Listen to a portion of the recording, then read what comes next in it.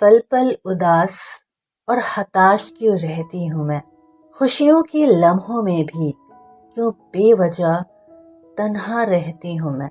Hello नमस्ते आदाब, आप सुन रहे हैं रेडियो उड़ान और मैं आरजे जरीन हाजिर हो चुकी हूँ शो लेकर जिसका नाम है पॉजिटिविटी का तड़का। और आज इस शो में हम बहुत ही सेंसिटिव टॉपिक पर बात करने वाले हैं और किसी खास पर्सनालिटी से जुड़ने वाले हैं। तो क्या है वो टॉपिक और कौन है वो खास पर्सनालिटी, सब कुछ बताऊंगी यहीं पर, मगर एक बेहतरीन से म्यूजिकल ब्रेक से लौटने के बाद। तब तक बने रहिए पॉजिटिविटी का तड़का में आरजे जरीन के साथ, ओनली ऑन रेडियो उड़ान। आप RJ Zareen on radio Udaan. और म्यूजिकल ब्रेक लेने से पहले मैंने आपको बताया था कि आज हम बहुत ही सेंसिटिव टॉपिक पर बात करने वाले हैं। जी हाँ, हम बात करने वाले हैं मेंटल हेल्थ डिसऑर्डर पर, जिसकी वजह से दुनिया में करोड़ों लोग अपनी कीमती जिंदगी के सबसे ज्यादा साल इस बीमारी यानी मेंटल हेल्थ डिसऑर्डर की वजह से खराब कर रहे हैं। तो इसी पर हम बात करेंगे लखनऊ की रहने वाली दीक्षा रूपानी जी से, जो कि एक साइकोलॉजिस्ट और प्रैक्टिशनर इन काउंसलिंग है। So Diksha ji, welcome to the show. Thank you so much, RJ Zareen, for inviting me to Radio Uran on your special show Positivity का तड़का।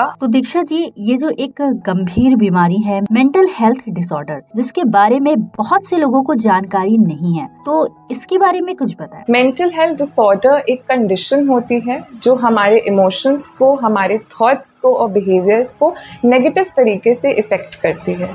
मेंटल हेल्थ एक बहुत बड़ा कॉन्सेप्ट है, बहुत ही कॉम्प्लेक्स है और इसको समझने के लिए काफ़ी साइकोलॉजिस्ट, साइकियाट्रिस्ट, फिलोसोफर्स जुड़े हैं। आज भी इस पे काम और पढ़ाई जारी है। मेंटल हेल्थ डिसऑर्डर्स हमारी रोज़मर्रा की ज़िंदगी को काफ़ी तरह से, एक नेगेटिव तरह से इफ़ेक्ट कर सकते हैं। इसको हम ग्लिचेस की तरह समझ सकते हैं। जैसे एक कंप्यूटर में कोई वायरस आ जाता है तो एक मैल फंक्शन क्रिएट होता है जिससे कंप्यूटर का काम खराब या ख़त्म हो जाता है। वैसे ही मेंटल हेल्थ डिसऑर्डर्स के वजह से इंसान की रोज़मर्रा की ज़िंदगी इफ़ेक्ट होती है और उनको रोज़मर्रा के काम करने में भी डिफ़िकल्टी होती है। एग्जाम्पल के तौर पर डिप्रेशन एक कॉमन मेंटल हेल्थ डिसऑर्डर है। इसमें एक इंसान बहुत ही अनमोटिवेटेड फील करते हैं, बहुत ही लॉस्ट फील करते हैं। डिप्रेशन बहुत ही ज़्यादा कॉमन है लेकिन लोग इसको बहुत हल्के में लेते हैं। ज़रूरत है समझने की कि कैसे हम उसको ट्रीट करते हैं, एक नज़रिया बनाते हैं और किस तरीके से उसको इवैल्यूएट करते हैं। मेंटल हेल्थ डिसऑर्डर्स बहुत ही कॉम्प्लेक्स होते हैं। हर एक इंसान को बहुत ही अलग सिचुएशंस परेशान करती हैं। उनकी ज़िंदगी में, हर एक की ज़िंदगी में अलग चीज़ें, अलग कहानियाँ चल रही होती हैं। इसलिए कभी भी किसी भी मेंटल हेल्थ डिसऑर्डर का ना तो मजाक उड़ाना चाहिए, ना ही जनरलाइज करना चाहिए। म्यूजिकल ब्रेक के बाद हम करेंगे कुछ और बातें मेंटल हेल्थ डिसऑर्डर के बारे में। तब तक बनी रहिए पॉजिटिविटी का तड़का में आरजे जरीन के साथ, का तड़का with RJ Zareen, only on radio Udaan. और मेंटल हेल्थ डिसऑर्डर से जुड़े सवालों का सिलसिला जारी है साइकोलॉजिस्ट और प्रैक्टिशनर इन काउंसलिंग दीक्षा रूपानी जी के साथ। तो हमारा अगला सवाल है कि मेंटल हेल्थ डिसऑर्डर के सिम्टम्स और ट्रीटमेंट क्या है। सिम्टम्स को हम सिग्नल्स की तरह ले सकते हैं या फिर एक वार्निंग की तरह ले सकते हैं। जब हम कार चला रहे होते हैं तो कार में कुछ अजीबोगरीब आवाज़ें आती हैं या डैशबोर्ड पे वार्निंग सिग्नल आता है तो हमें समझ में आता है कि कार में कुछ दिक्कत है। वैसे ही हमारी बॉडी इमोशनल या बिहेवियरल सिम्टम्स दिखाती है मेंटल हेल्थ डिसऑर्डर के, जिसको हमें अनदेखा नहीं करना चाहिए। और अगर वो लॉन्ग पीरियड परसिस्ट करते हैं, यानी काफ़ी लंबे समय तक आपकी ज़िंदगी को परेशान करते हैं, तो ज़रूरत है एक मेंटल हेल्थ प्रोफेशनल से मिलने की। ये सिम्टम्स बहुत सारे तरीके के हो सकते हैं। सबसे पहले फिजिकल सिम्टम्स, स्टमक एक हो सकता है, हेडेक हो सकता है, बहुत ज़्यादा पसीना आ सकता है। ये सारी चीज़ें अगर अचानक से बिना किसी एक्सटर्नल कॉज की वजह से हो रही हैं तो हो सकता है कि ये एक मेंटल हेल्थ का सिम्टम है। दूसरे हैं इमोशंस, जैसे कि हमें एकदम से इरिटेटेड फील हो रहा है, हम पूरा समय गुस्सा हैं या हम किसी भी इंसान से बात नहीं करना चाह रहे हैं और ये सारी चीज़ें सडन अचानक हुई हैं, तो हो सकता है कि ये एक मेंटल हेल्थ का सिम्टम हो। तीसरा होता है कॉग्निटिव, मतलब हमारी माइंड की या ब्रेन की फंक्शनिंग, जैसे मेमोरी और कंसंट्रेशन। अचानक से चीज़ें भूलना, कंसंट्रेट ना कर पाना, सब्सटेंस अब्यूज़ का यूज़ करना, ये सारे भी मेंटल हेल्थ के सिम्टम्स हैं। आखिर में आते हैं सोशल अवॉइडेंस। अगर आपका सडनली बाहर जाने का मन नहीं है, दोस्तों से बात करने का मन नहीं है, घर वालों से बात करने का मन नहीं है, तो ये भी एक मेंटल हेल्थ डिसऑर्डर का सिम्टम हो सकता है। सिम्टम्स के बाद हम बात करते हैं ट्रीटिंग द मेंटल डिसऑर्डर्स। हर इंसान के लिए बहुत अलग अलग तरीके के मेंटल हेल्थ डिसऑर्डर्स होते हैं। ज़रूरी नहीं है आपका डिप्रेशन और मेरा डिप्रेशन सेम कारणों, सेम वजह हो और सेम तरीके से इम्पैक्ट कर रहा हो। वैसे ही मेंटल हेल्थ डिसऑर्डर का ट्रीटमेंट भी हर एक इंसान के लिए अलग होता है, कस्टमाइज्ड होता है, लेकिन हम फिर भी इसको जनरली 3 से 4 पार्ट्स में डिवाइड करते हैं। सबसे पहला और नेसेसरी है एक मेंटल हेल्थ प्रोफेशनल को कंसल्ट करना। आप एक साइकोलॉजिस्ट या साइकियाट्रिस्ट या फिर एक काउंसलर के पास अपनी प्रॉब्लम्स लेके जा सकते हैं। एक मेंटल हेल्थ प्रोफेशनल क्या करता है? आपके प्रॉब्लम सुनता है, समझता है, उन प्रॉब्लम्स के जो कॉजेज़ होते हैं, जो अंडरलाइंग होते हैं, उनको आइडेंटिफाई करता है और आप ही के साथ मिलके एक स्ट्रैटेजी फॉर्म करता है कि उन प्रॉब्लम से कैसे लड़ें। ये बहुत सारे तरीक़ों से हो सकता है।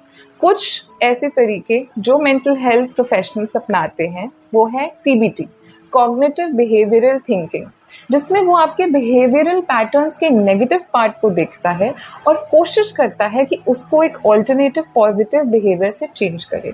ऐसे ही बिहेवियर की जगह इमोशंस लगा दे तो हो गया कॉग्निटिव इमोशनल थेरेपी।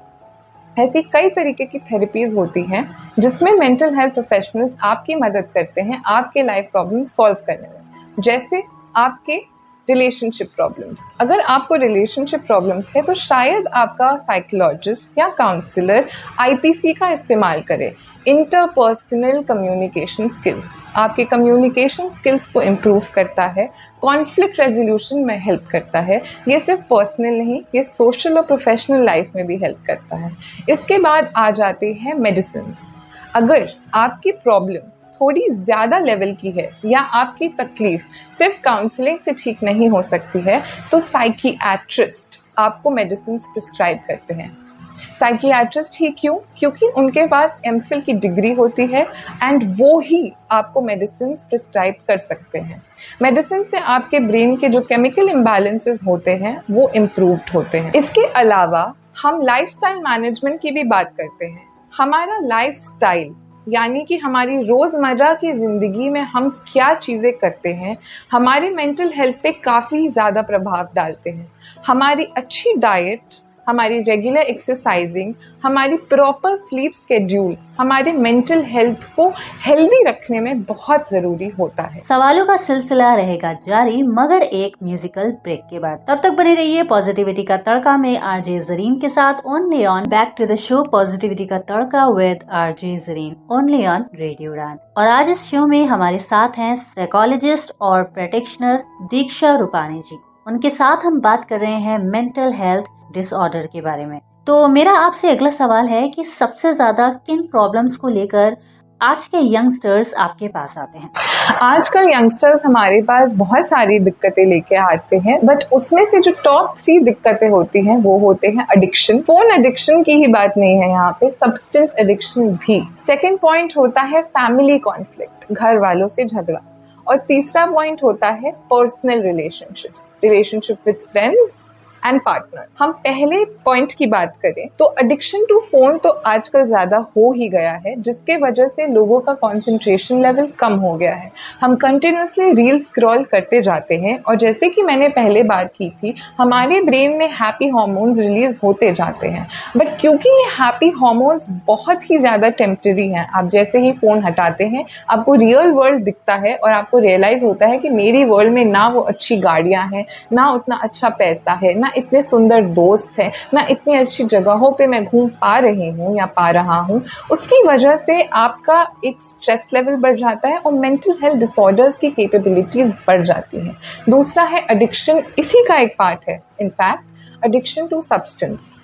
आजकल यंग एज में ही लोग सिगरेट, वीड और इत्यादि चीज़ें कंज्यूम करना स्टार्ट कर रहे हैं because of peer pressure and because it has become fashion. ये चीज़ें उनके ब्रेन्स में बहुत ज़्यादा केमिकल्स रिलीज़ करते हैं और उनकी सारी ही मेंटल वेल बीइंग ख़राब हो जाती है। इसकी वजह से कंसंट्रेशन इश्यूज़ होते हैं, इमोशनल इम्बैलेंस होता है, फैमिली कॉन्फ्लिक्ट आता है और पर्सनल रिलेशनशिप्स में दिक्कत होती है। अगर हम बहुत ज़्यादा सब्सटेंस का यूज़ करते हैं तो mental disorders like schizophrenia, bipolar disorder भी अकर हो सकते हैं, जो इंसान को कंप्लीटली कॉग्निटिवली चेंज कर देता है और इम्बैलेंस कर देता है। इसका सेकेंड पॉइंट है फैमिली कॉन्फ्लिक्ट। आजकल के बच्चों को लगता है कि वो फैमिली को कुछ नहीं समझते, उनके पेरेंट्स को कुछ नहीं आता, वो सब जानते हैं, उनको सब पता है कैसे क्या करना है। वो चाहते हैं कि उनको अथॉरिटेटिव ना दिखाएं बिहेवियर, वो चाहते हैं कि उनको फ्रीडम दें, उनको आज़ादी दें, उनको सारे रिसोर्सेज प्रोवाइड करें और बदले में उनसे कुछ एक्सपेक्ट ना किया जाए। ये पहले कारण से ही रिलेटेड है, एडिक्शन टू फ़ोन। जितना ज़्यादा ग्लोबलाइजेशन हो गया है, जितना ज़्यादा चीज़ें, जितने ज़्यादा रिसोर्सेज अवेलेबल हैं, उतना ही दिमाग क्लटर्ड है और हर चीज़ की तरफ अट्रैक्ट होता है, मोस्टली नेगेटिव। तो फैमिली कॉन्फ्लिक्ट्स हमारे पास सबसे ज़्यादा आते हैं। उसके बाद आता है पर्सनल रिलेशंस। आजकल के बच्चे बहुत जल्दी अपने पार्टनर्स चेंज करते हैं क्योंकि वो एक रिजॉल्वेशन नहीं चाहते हैं, वो एक सोल्यूशन नहीं चाहते हैं। वो चाहते हैं या तो ये इंसान कम्प्लीटली मेरे लिए बदल जाए या तो मैं इसको बदल दूँ, क्योंकि उनके पास आजकल बहुत ऑप्शंस हैं, again because of this phone. तो कहीं ना कहीं ये 3 प्रॉब्लम्स हमारे पास आती हैं और हर इंसान की प्रॉब्लम सेम होती है येट डिफरेंट होती हैं, क्योंकि हर एक इंसान की पर्सनालिटी बैकग्राउंड अलग होता है। तो हर एक को हम अलग तरीके से केटर करते हैं, अलग तरीके की थेरेपीज़ होते हैं, अलग तरीके के कोपिंग स्ट्रैटेजीज़ होते हैं जिससे अब उनके प्रॉब्लम सॉल्व करने की कोशिश करते हैं। इसी के साथ अब हम लौटेंगे हमारे लिसनर्स के सवालों के साथ। तब तक बने रहिए पॉजिटिविटी का तड़का में आरजे जरीन के साथ, ओनली ऑन रेडियो। पॉजिटिविटी का तड़का with RJ Zareen, only on radio Udaan. और आज इस शो में मेंटल हेल्थ डिसऑर्डर से जुड़े सवालों का सिलसिला जारी है प्रैक्टिशनर इन काउंसलिंग दीक्षा रूपानी जी के साथ। और जैसा कि हमने सोशल मीडिया पर अपने लिसनर्स से कहा था कि मेंटल हेल्थ से रिलेटेड अगर आपके पास कोई सवाल है तो हमसे पूछ सकते हैं, और हमारे पास एक सवाल आया है। किसका आया है आप खुद सुन लीजिए। गुड इवनिंग मैम, मेरा नाम श्वेता उपाध्याय है और मुझे एक प्रॉब्लम है जो कि ओसीडी डिसऑर्डर एक है, जिससे मैं काफ़ी टाइम से फेस कर रही हूँ। आई थिंक 3 या 4 ईयर हो गया है इसको फेस करते हुए, और काफ़ी ज़्यादा मुझे प्रॉब्लम होती है इसमें सफाई को लेकर के। और सबसे ज़्यादा जो मुझे प्रॉब्लम करता है इस चीज़ में वो है मुझे जो डर लगता है, और डर इस चीज़ से लगता है कि जो छिपकली होती है, लिजर्ड, मुझे उससे बहुत ज़्यादा डर लगता है। अगर वो जैसे इमेज कर लिया कि हाँ फर्श पे या फिर दीवार पे गई है, तो मैं उस फर्श को जब तक 6 बार 7 बार ना पोंछ लूँ, मुझे मतलब बहुत ज़्यादा सफाई उसमें मुझे दिखती रहती है।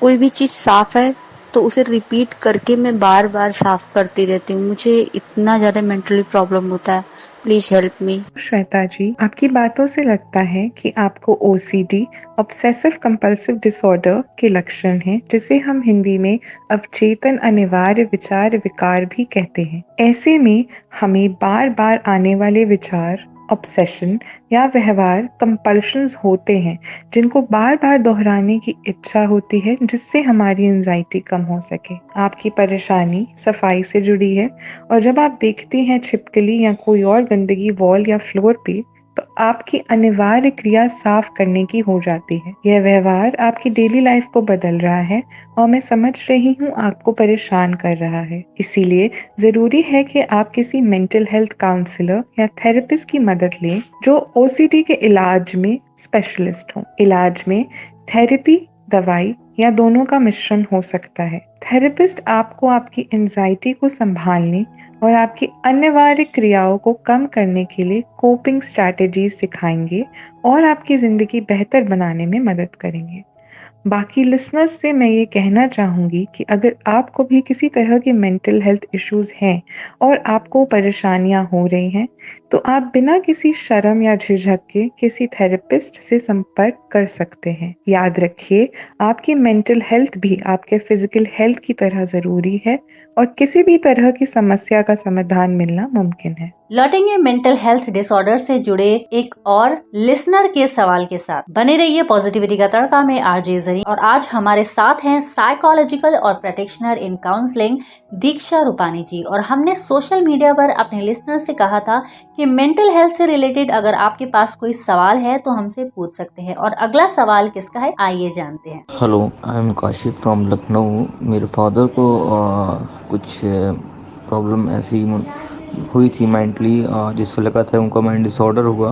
एक्चुअली उनकी एज 70 प्लस है और वेट थोड़ा कम है, थोड़ा सा वीकनेस भी है उनको। और इधर ये साल भर से उनको थोड़ा सा ये है कि अकेले बात करने की, अकेले कुछ कभी कभी लगता था कि नॉर्मल है, लेकिन कभी कभी ज़्यादा अकेले बात कर रहे हैं, तो वॉशरूम में बात कर रहे हैं, बाथरूम में है, नहा रहे हैं तो बात कर रहे हैं। तो ये डिसीज़ हल्की फुल्की लगती थी, तो हम लोग उसको नॉर्मल इतना नहीं सीरियस लिया। लेकिन अभी इधर मेरे फादर की कुछ तबीयत ख़राब हुई, इसमें उनके इमोशंस वगैरह आए, डिहाइड्रेशन हुआ। उसके बाद मुझे लगता पानी कमी हुई है, क्या हुआ, तो उनको जो है अजीब अजीब सी चीज़ें दिखने लगी और लगने लगा कि कुछ लोग हैं जो हमें नहीं दिख रहे हैं। तो मेरे घर वाले तो समझे कि कुछ दिखा रहा है, जिन्नात और भूत प्रेत वाला मामला है, लेकिन मुझे लगा कि एज फैक्टर और कुछ है। और तो मैंने डॉक्टर से मेडिसिन वगैरह ली और इनको प्रॉपर नींद 2-4 दिन नींद आई अच्छी, और वो नींद की ही दवाएं थी थोड़ी। और तो उसके बाद से फिर काफ़ी रिलीफ हुआ और काफ़ी ठीक हैं। लेकिन अभी भी वो बड़बड़ाने की आदत में हैं। तो मुझे ऐसा नहीं लगे कि अभी स्टेज स्टार्ट है, अगर इसमें मेडिसिन वगैरह की जाए तो शायद ये प्रॉपर बिल्कुल ठीक हो सकते हैं। तो इसी चीज़ में मुझे थोड़ा सा सजेस्ट चाहिए था आपसे, तो मैंने आपको बात की आपसे। Thank you. हेलो कौशिक, आपने बताया कि आपके फादर के लक्षण अकेले में बात करना, अजीब सी चीजें दिखना और बड़बड़ाने की आदत होना है। वैसे ये सभी लक्षण अल्जाइमर्स जैसे कॉग्निटिव डिसऑर्डर्स या फिर डिमेंशिया के हो सकते हैं। इसमें पेशेंट्स की मेमोरी, कम्युनिकेशन, डिसीजन मेकिंग और बिहेवियर में कमी होती है। ये बीमारी नॉर्मली ओल्डर अडल्ट्स को इफेक्ट करती है और इसके साथ साथ एंजाइटी और डिप्रेशन की प्रॉब्लम भी हो सकती है। जैसे आपने मेंशन किया कि आपके फादर को रीसेंट डिहाइड्रेशन हुआ था, इस वजह से उनकी तबीयत और भी खराब हो गई थी। डिहाइड्रेशन कॉग्निटिव इश्यूज को वर्सन कर सकता है, इसीलिए मैं आपको सलाह दूंगी कि किसी मेंटल हेल्थ प्रोफेशनल से संपर्क करें और उनकी सलाह लें। उनकी सलाह से आपके फादर के लिए सही दवाई और इलाज का चुनाव किया जा सकता है। साथ ही साथ आपके फादर के लिए कॉग्निटिव स्टिम्युलेशन एक्सरसाइजेस और अच्छी डाइट प्लान की भी ज़रूरत है। किसी भी तरह के मेंटल हेल्थ डिसऑर्डर का इलाज हो सकता है, चाहे वो स्टार्टिंग स्टेज में हो या वो बढ़ चुकी हो। इसीलिए डरने की ज़रूरत नहीं है और सही समय पर इलाज लेने से आपके फादर की स्थिति सुधर सकती है। लौटेंगे फिर म्यूजिकल ब्रेक के बाद। बने रहिए पॉजिटिविटी का तड़का में आरजे जरीन के साथ, ओनली ऑन रेडियो उड़ान। और आज इस शो में हमारे साथ थी साइकोलॉजिस्ट और प्रैक्टिशनर इन काउंसलिंग दीक्षा रूपानी जी, जिनसे हमने किए कई सारे सवाल। अब क्योंकि वक्त हो चला है अलविदा लेने का, तो जाते जाते आप रेडियो उड़ान के लिसनर्स को क्या मैसेज देना चाहेंगी? उनको मेरा मैसेज ये होगा कि अपने अटेंशन को थोड़ा सा संभाल के इस्तेमाल करें, क्योंकि ये अटेंशन आपको लॉन्ग रन में बहुत हेल्प करेगा। अपने अटेंशन को एक ही तरफ मत डिविएट करिए। अपने अटेंशन को अभी, this is the right age, इसे अच्छी तरीके से यूज़ करिए और बाकी चीज़ें will follow. Try to make a very helpful and friendly community. Do not be very selfish. Be very empathetic. आप अपने आसपास वालों का भी ध्यान रखें अपने साथ, और अपने माँ बाप की रिस्पेक्ट करें, जो आजकल काफी ज्यादा लॉस्ट महसूस हो रही है। बहुत ही अच्छा लगा आपसे बात करके। Thank you. उम्मीद है हमारे लिसनर्स को ये शो बहुत पसंद आया होगा और उनके जहन में जो कई सारे सवाल चल रहे होंगे वो भी उन्हें मिल पाए होंगे। और इसी के साथ अब हम लेते हैं अपने लिसनर्स से अलविदा, इस वादे के साथ कि अगले हफ्ते मैं फिर हाजिर हो जाऊंगी पॉजिटिविटी का तड़का में एक नए टॉपिक के साथ। तब तक खुश रहिए, मस्त रहिए, अलविदा एंड शब खैर।